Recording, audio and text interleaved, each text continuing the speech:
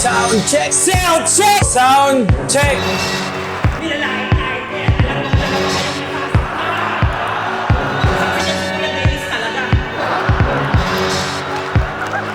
Sound check! Sound check! Sound check! Sound check!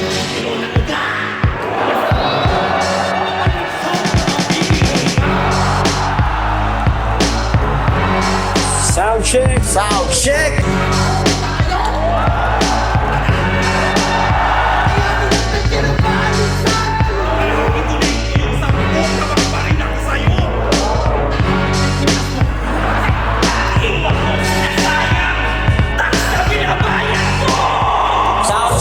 Sound check! Sound check! Sound check! Portahan nyo kami lahat, ha? Zoning 22. Pagbabalik natin sa Metro Tent nga, huling Metro Tent natin ay Flip Top Live in Manila. Kasama sila Kuya Bam, Sir Glock, Loons, at bago naman nun yung Vuelta Balentong.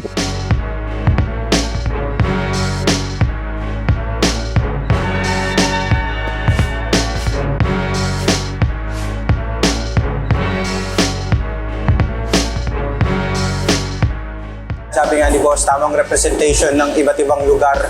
At syempre sa buhay, tsaka yung mga undercard magagaling din. So yeah, kabang-abang na lineup. Tingin ko yung lineup ng Isa Buhay ay balanse ng mga matatanda sa liga at new blood. Pahirap ng pahirap para sa akin. Paunti sila ng paunti, palakas din ng palakas yung competition no, tsaka yung excitement ng mga tao. Naglagan ngayon, kaya talagang dikdikan yung mga paparating na laban ngayon, Zoning 22. Masaya ako sa lineup dahil nasama ako at masaya ako sa Isa Buhay dahil hindi ako kasama. Masasabi ko sa lineup, typical siya eh. Pero dahil nandun kami ni Topper, talagang aabangan nila yung battle ni Shay versus Lakuan. M-Side St. Ice. Abangan nyo, napakalupit nun. Siyempre lahat ng Isa Buhay. Poison versus Unico. Sir D tsaka yung Bata Rebelde. Manda Baliw versus Sak Maestro. Inaabangan ko ang aking kamatayan. Handa na ako sa aking kamatayan. Andyan siya sa aking tabi. Pangiti-ngiti lang. Kakabisa ako ng konti ng mga banatan ko para di ako mapahiya sa stage at syempre mapaglabasan ko ng galit yung mga kalabang ko mamaya. Pare, delikado sa akin yun. Wala akong ginawa kundi pinupulido ko yung material ko. Siyempre hanggang maging perfecto. Pa-chill-chill lang muna para, alam mo yun, relax lang. Mga ilang oras pa naman bago sumala, kaya yun, kalma muna ngayon.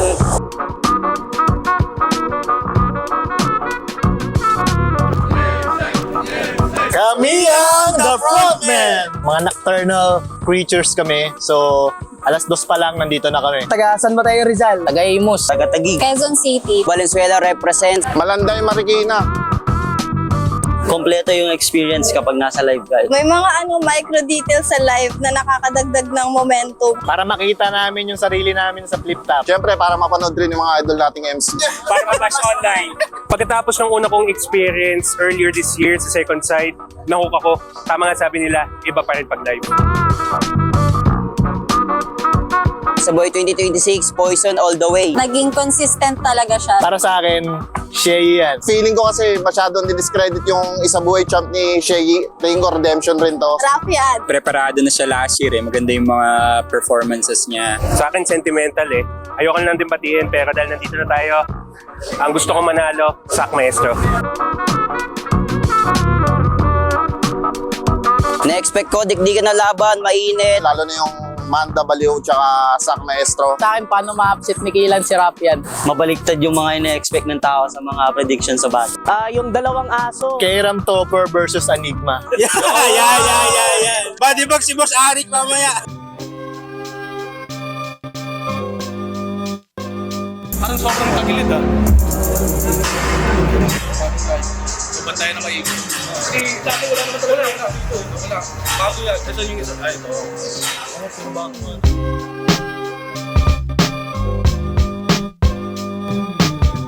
Sa venue, syempre, solid, presko, malamig. Nandun na yung mga maaagang dumating. Excited na sila na makinig ng mga kataga. Kapal na ng tao, napakaaga akong dumating, disiplinadong MC, motherfucker! Pangalawa kay BR to boy! Diba?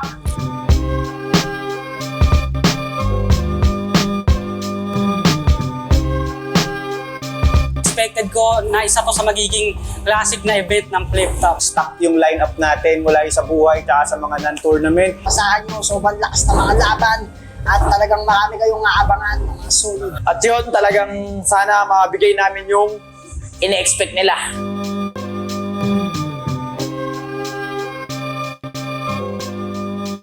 Expectations mula unang battle hanggang huling battle dito sa lineup na to. Karapat-dapat ng atensyon at suporta ninyo.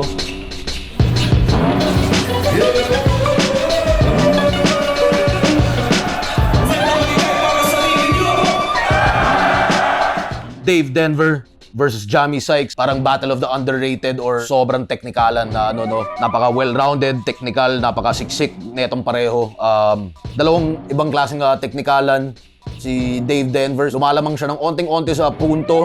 Parang kapag may napofokusan siyang angle o kung ano man o build-up na papunta sa punchline, yung punto niya talagang ganda ng construction, napakasiksik, tas ang bigat ng landing. Habang si Jamie Sykes naman, napaka-solid din ng sulat niya lagi. Siguro, syempre lamang siya sa rapability, pagdating sa ratratan at sa tugmaan. Battle of the underrated at baka underrated battle of the lineup pa rin tong pinakauna na panimula natin sa Zoning 22.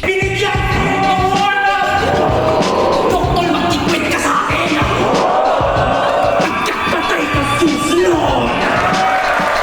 Pwede ba? Mabagal ka! Etong susunod, malamang titirahin nila ako. Okay lang, dali lang naman di ba? Kahit wala akong sabihin, putya, di ba? Dali lang i-rebat yung ganyan Isang pindot ko lang, may lalabas sa LED. Yun lang yun. Baka, di ba, pareho silang matanggal sa Pilipinas. Diba? Webcam ka ng webcam. Wala ka ng laptop.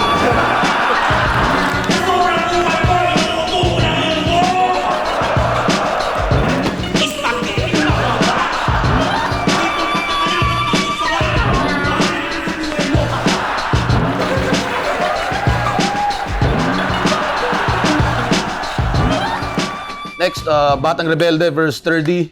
Tingin ko, underrated battle din to, Parang mga hindi inaasahang matchup. Batang Rebelde, men, syempre, isa sa pinaka, veterano, isa sa pinaka underrated na MC. Pamilyar din karamihan ng MC sa gutom ng isang 30. May freestyle ability rin to si 30. Syempre, improving yung well-roundedness ni 30 na, pangsabay kay Batang Rebelde. Baka lamang si 30 sa projection. Overall, well-rounded, entertaining, at digdigan na battle tong Batang Rebelde at 30. Posibleng sleeper battle of the event. Tasty mo! Motos pa hinahamon mo sa ganyan, ha? Third, at gusto kong pugutan yung itatlo! Ano yung nagka-expansi? At may crowd reaction sana yun kasi hindi ko lang si Saint Eyes. Solid! 30, ang ticket! Sobrang angas. Ibang classic. First time ko nakita ganun ka-aggressive na Batang Rebelde, Cavite represent, man. Katatapos lang nung 30 versus Batang Rebelde, So break time muna. Ikot-ikot muna kami siguro. Tamang kwentuhan, yosi-yosi, inom-inom, nakikipag-chikahan, nakikipaglandian. Meditate, re-relax. Kasi parang kinakabahan na talaga ako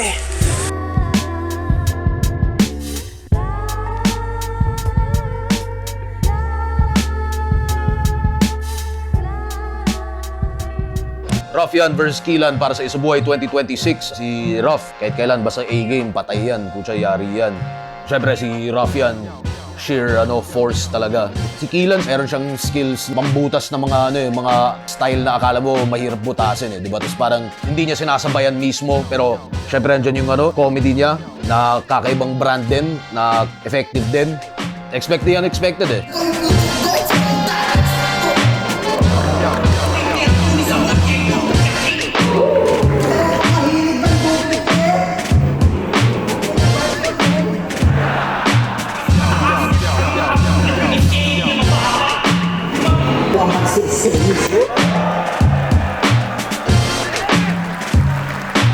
Sak Maestro versus Manda Baliw.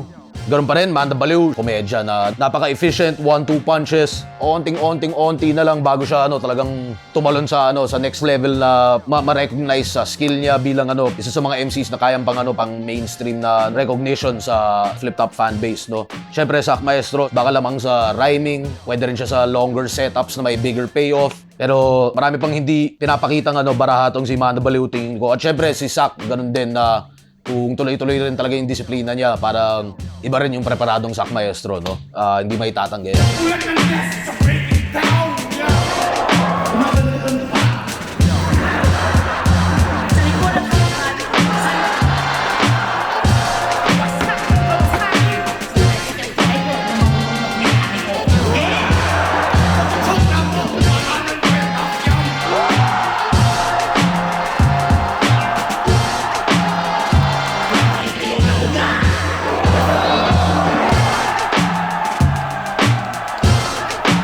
After ng round 1, parang ang hirap habulin yun. Ang hirap habulin eh. Pero nagawa pa rin ni Manda. Manda, consistent, round 1, 2, 3. Pero si Sak, nagsimula sobrang taas, pero pababa. Masaya ako dahil ito yung gusto natin magkaroon ng kampiyon na komedyante. At hopefully, si Manda matay sa short. Susunod, M-Sight versus Saint Ice. Saint Ice, yung evolution na pinakita niya, yung kada battle, putya, lagi siya may nagagawang ibang klase, laging lightning in a bottle moment. At ganun din kay M-Sight, itong mga nakarang matchups sa parehong freestyle ability, syempre.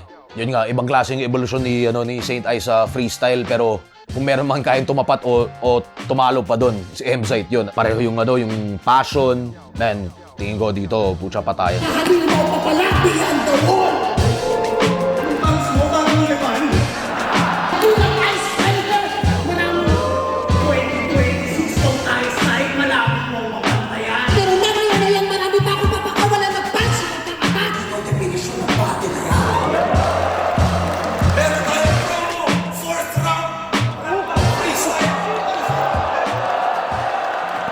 From now, dapat mapakita yung mga ganun natin.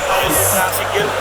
Sobrang gandang experience na. Di pa lumalabas sa footage, classic na agad. Last break na yun, bago yung last two na isa buhay quarters. Putang ina, solid. Lahat nagsimula ng malupit, matatapos ng malupit. At uuwi tayo ng masaya at solve ang ticket.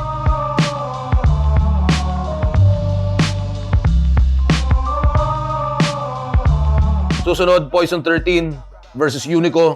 Game planning ni Unico, napakagaling niyan. Syempre yung overall writing, rhyming, nandyan na yan. Freestyle ability, meron din yan. Poise, syempre, kaya niya rin naman talaga din mag-freestyle. Napaka effortless battle MC na, putang na. Parang ibang klase yung Poison concepts, rhyme schemes, flows, syempre andyan yan. Halos sa near unbeatable God mode flow si Poison. Unico, Dark Horse, isa buhay, expect the unexpected. Kahit ano pa rin pwede mangyari dito. Bakbakan to.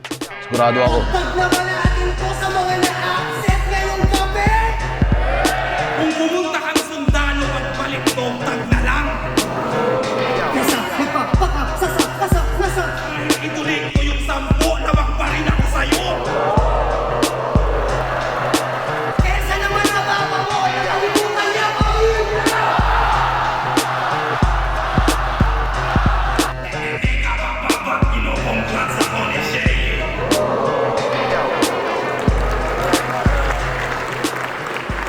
At para sa huling laban natin ng Zoning 22, Shay versus Lock 1.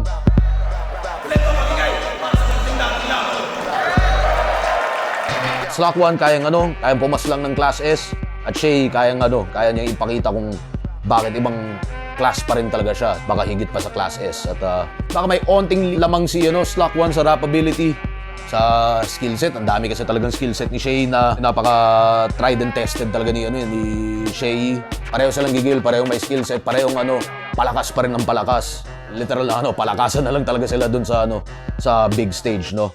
Lahat umaasin si Lock 1. Ang magkampiyon ba kayo sa buhay ang nakapit ng pintas mo? Mas pinili ng tao ilike yun kesa yumaman. Ano? Yes, ko pero mabigat sa bansa ko. Ano lang ba magpatulang?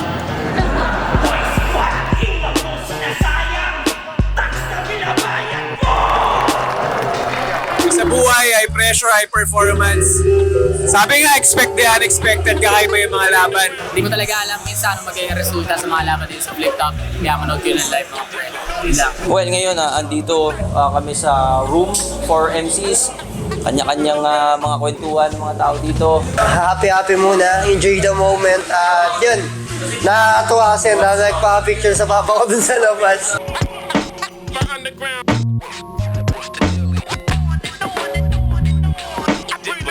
Maganda nung event ngayon, daming classic na moment na memorable talaga.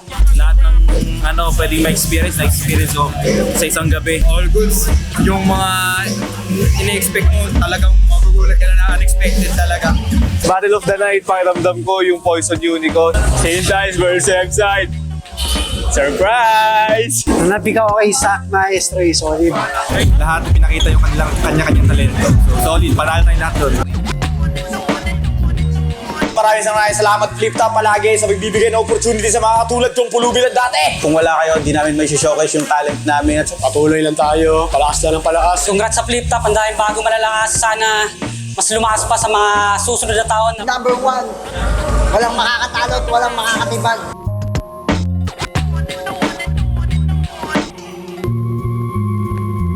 Pagkatapos naman itong Zoning 22, isang sigurado dyan, yun nga yung kung saan man babagsak yung langit lupa, semis, syempre yung magiging isang buhay semis, at syempre automatic yung ahon kung ano man mabubuo nating lineup para dyan. Yes, sa lahat ng nanonood ng Flip Top, Sa lahat ng mga sumusuporta, Kayo din yung gasolina namin. Salamat palagi sa pagpunta nyo, pag-spend ng inyong napaka-importanteng oras at pinaghirapang salapi para lang mapanood kami ng live.